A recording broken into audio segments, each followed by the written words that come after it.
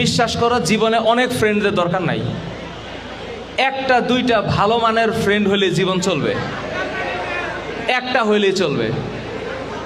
হ্যাঁ, এবার আমি বলি ফ্রেন্ড চিনবা কেমনে? তোমাদের কোনো ফ্রেন্ড বা তোমার ব্যাচমেট যদি তোমার কাছে বিনা কারণে অন্য জনের দুর্নাম করে, অন্য জনের বদনাম করে, তাহলে ওর কাছ থেকে কমসে কম 10 হাত দূরে থাকবা। কারণ ওই ফ্রেন্ড তোমার অবর্তমানে আরেকজনের কাছে তোমার নামেই দুর্নাম করতেছে। দ্বিতীয় পয়েন্ট, বন্ধু চেনার পয়েন্ট, টাকা।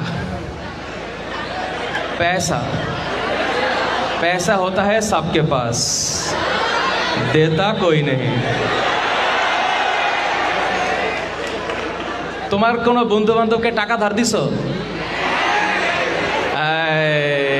স্যার গোপন কথা স্যার, ওই স্যার ওরে যে টাকা দিছি ওরে দিয়ে আমি ভুল গেছি দিছিলাম।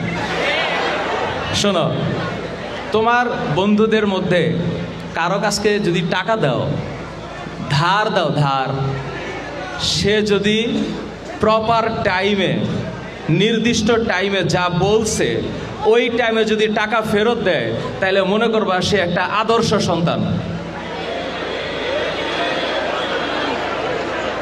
ও হয়ে যায় তোমার আসল ফ্রেন্ড। 3 নাম্বার পয়েন্ট, তোমার ফ্রেন্ড যে তোমার বিউটিফুল স্ট্রাকচারাল সমালোচনা করতে পারে। তোমাকে আইসা বললো, বন্ধু তুই এই কাজটা ভালো করিস নাই, আমার মনে হয় এটা করা উচিত।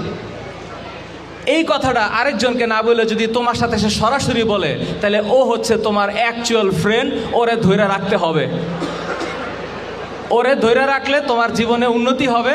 আরেকটা কথা, তোমরা খালি এইটা মাথায় রেখো না যে কে তোমার সাথে থাকলে তোমার জীবনের উন্নতি হবে, এইটাও ভাইবো তুমি যার সাথে আছো তুমি থাকার কারণে ওর উন্নতি হইতেছে কিনা। অনেকে আছে না স্ট্যাটাস দেয় ফেসবুকে, আমাকে কেউ বোঝে না, আছে না? আরে ও কেমনে বুঝবে? আমি মাঝে মাঝে ভাবি, তুমি কয়জন রে বুঝছো? তোমারে তো কেউ বুঝলো না, এটা তুমি বুঝছো। তুমি কয়জন রে বুঝলা সেটা বুঝছো? স্যার এইটাও বুঝি না।